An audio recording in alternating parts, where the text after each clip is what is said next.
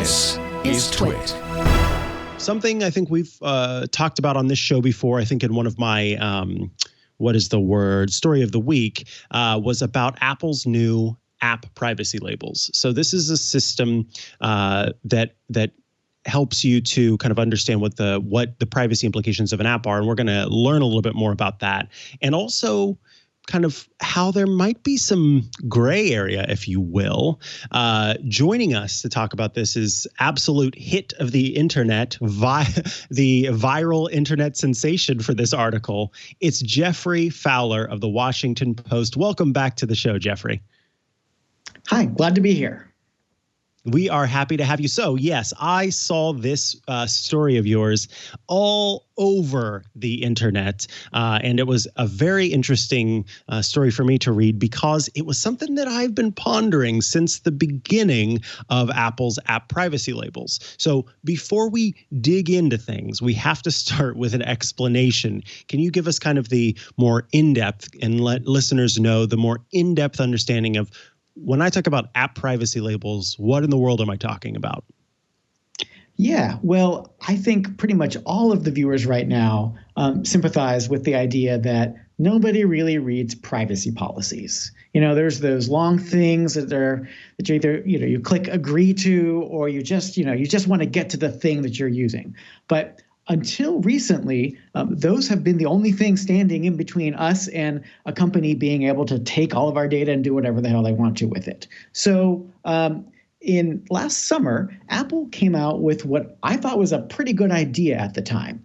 During WWDC, they said, okay, we're now going to make apps who are in our app store publish what are essentially nutrition labels, but for your data. So on every single App Store listing page, there were going to be categories created by Apple where apps would say what kind of data they're taking from you and, in theory, what they're using it for. This seemed like a great idea. You could maybe glance it. Maybe we'd get to learn how to read app privacy labels, just like we've gotten to learn how to read the nutrition labels on packaged food. We glance at it quickly. Oh, is there a lot of sugar in here? A lot of cholesterol? That way we can make better choices about what's happening with our data. That was the theory, at least. Yes, exactly. That was the theory. So in practice, things are a little bit different.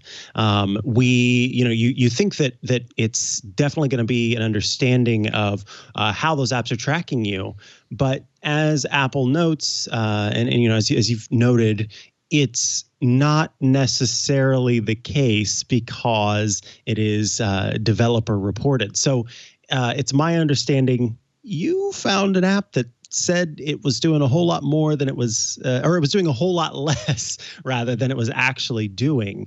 Can you talk about, that experience in and of itself, but then give us a bigger picture of kind of an estimate, if you will, of how many apps you think might also be not quite accurately reporting what they're tracking? Yeah. So in December, Apple finally started the process of asking apps to publish these labels when they put out updates. Many apps have now done that, but some big ones like Google, have been very slow about it. But I started hearing from Washington Post readers who were saying, this is interesting. I'm looking at these labels, but then they were kind of looking under the hood at the traffic that was coming out of their phone and noticed that it seemed like some of the apps were not telling the truth, that they were taking more data and sending it to more third parties than their labels might suggest. So I started on kind of a basic journalistic enterprise, which is trust but verify, right? So I started going through just using basic web searches to find apps that, for example, said, we are not taking any data at all. Apple gives these a blue check mark in the App Store, and they should be the best possible apps for your privacy. And when I started, I downloaded them onto my phone, and then I ran some software called Privacy Pro, made by a company called Disconnect, that basically logs and blocks connections to third-party tracking services, and seeing, okay, well, are they really not taking any of my data? And, these were just spot checks. There are, over 1 million apps in the App Store, so I couldn't check all of them.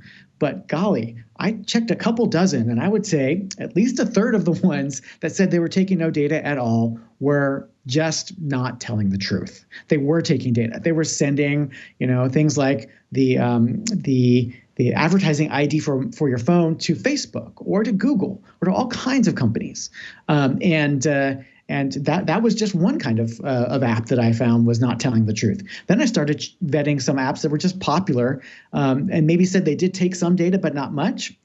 I found some of them were not telling the truth really either, including very popular apps like the PBS Kids app, which is used by lots of families to watch video. It said that it wasn't, passing along identifiers for advertising, and yet I saw it connecting to Google and sending it my phone's identifier. So I just started realizing there was a big credibility problem in this system that Apple has set up. And of course, Apple was in the very tiny print in the detail page of every one, sort of disclaiming any responsibility, saying, oh, we don't actually vet these. And I think that's a big problem. I think Apple does need to stand for privacy because they certainly like to tell us they do. Yeah, and not only that, I think, for a bit of editorializing here, I cover Apple a lot on the different shows that I do. And one of the things that bugs me about this is, as you pointed out, that tiny little text that says that. I think it needs to be explicitly clear to the user that these are, developer reported and not this tiny little text, because for the most part, I have to believe that folks are going to take things for what they seem, which, has its pros and cons, of course, and we could talk about that for days. But when you think that these app privacy labels are accurate, then you take them as accurate. And to have that little bit of text that's tiny in comparison to these beautiful icons and these, huge not huge portions, but rather small portions of text, meaning that it's simple to understand, that does feel a little bit disingenuous. And I'm curious, what is like from your PBS Kids is a good example of this, I think. One would hope, one would feel that PBS Kids is not intentionally being a bad actor here. And so I'm curious, kind of from your look at things, do you feel like these companies are being purposely negligible, or are they maybe not knowing the full extent to which the stuff that they're using in their own apps could be tracking? And I know we can't use that excuse for everything, but do you think that it all is just nefarious trying to grab data, or is it kind of a mix of things? I think it's a mix of things. You're right. I think there are definitely some nefarious apps out there. It's worth reminding all the viewers that that the app data economy is giant. And there are definitely apps out there that are, claiming they need your location for what they do, but actually in the business of selling your location to data brokers, who then not only sell that to advertisers and people that want to track you, but also to governments. We now know, right? ICE is buying this data to try to track down people. So there is a big economy of that. And some apps may just be very much trying to mislead you. I think others may be confused about how the labels are supposed to work, about what Apple's really asking of you. Apple didn't do A+ job in designing these labels. In fact, it doesn't require you to even give the information that I think would be most important, which is who are they sharing the data with? That would be a key part of it. I also think what this reveals is that the way that the app ecosystem has evolved is that it's really, really common for apps to use embedded software, embedded code from other companies, right? There's the things that help it do analytics or whatnot, or track their own advertising. And a lot of app developers don't really know what that third-party code inside their apps is really doing, what it's taking. And this is the surveillance economy that has grown up in the app world, and this is the problem that we really need to address. So in the case of PBS, they were using Google, they said, to help them stay on top of how people were using their app, and they didn't really intend to help Google build out its advertising business. But the reality is the kind of data they were sending to Google was helping Google build out its advertising business. And that's not what you want in a kids app. So after I contacted PBS, they did actually change their app, and they're no longer sending to Google the advertising identifier of every phone that uses the app, but they are still using some Google, which I would think is still something they ought to find an alternative for. Yeah, absolutely. So then let's briefly kind of round things out here, because I do want to kind of talk to you about, you mentioned the process that you were using a little bit, but a lot of our audience is nerdy, and I think that they might also be curious about how exactly, because I don't know, can the average user pick up their phone, launch an app, and then know where their information is being sent versus the process that you used? Could you talk about that process? And then to round things out, can you kind of give the more basic user, the person who maybe doesn't have access to those kinds of tools, the tips that they might need to better protect themselves and their data in, even when these privacy labels may not be properly reporting what's going on?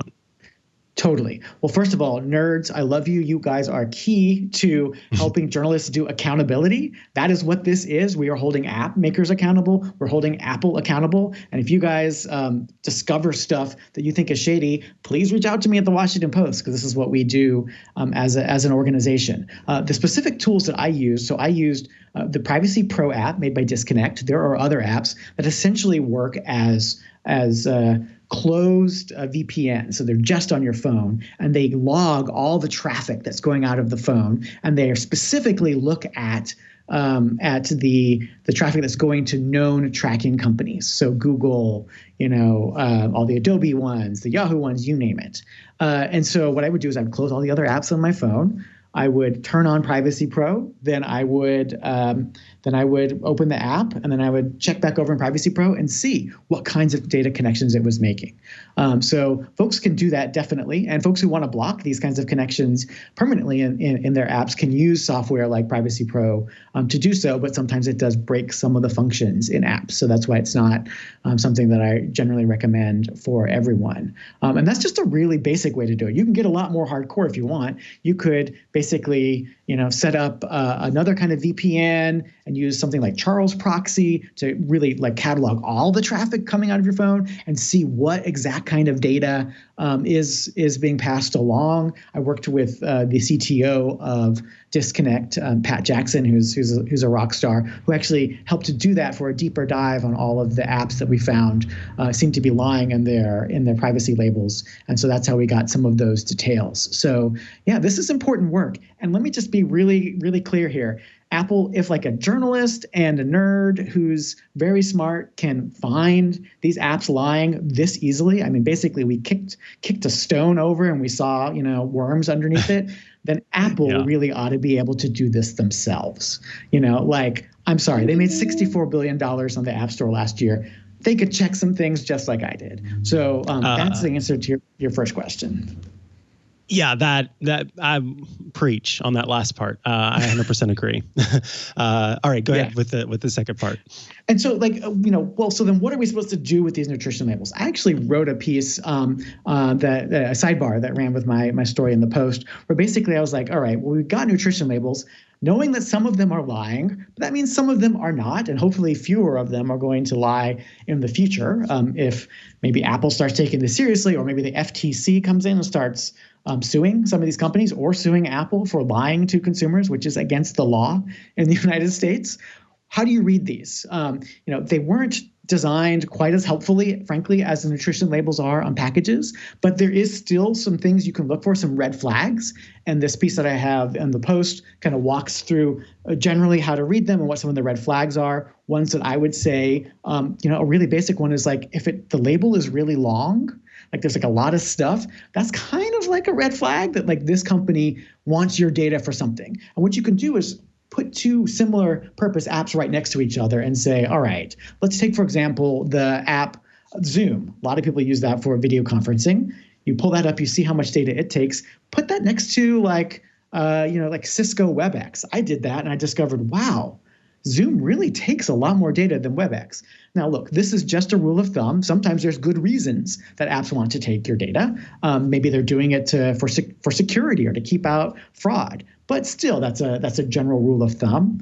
Another one is just like as you're scanning through what the apps are taking, one thing to look out for is to see if apps are taking what they call identifiers. These are the keys to the kingdom for companies that want to track you for advertising and for other purposes as well. And if an app's going to take identifiers from your phone, it probably ought to have a really good reason. Also, location. I know a lot of people are sensitive to that, but now we finally get to see if a little bit better if you study the labels. If an app is taking your location, what are all the different kinds of ways it's using it, and who is it sharing it with? Because you might discover that they're actually selling it on to data brokers.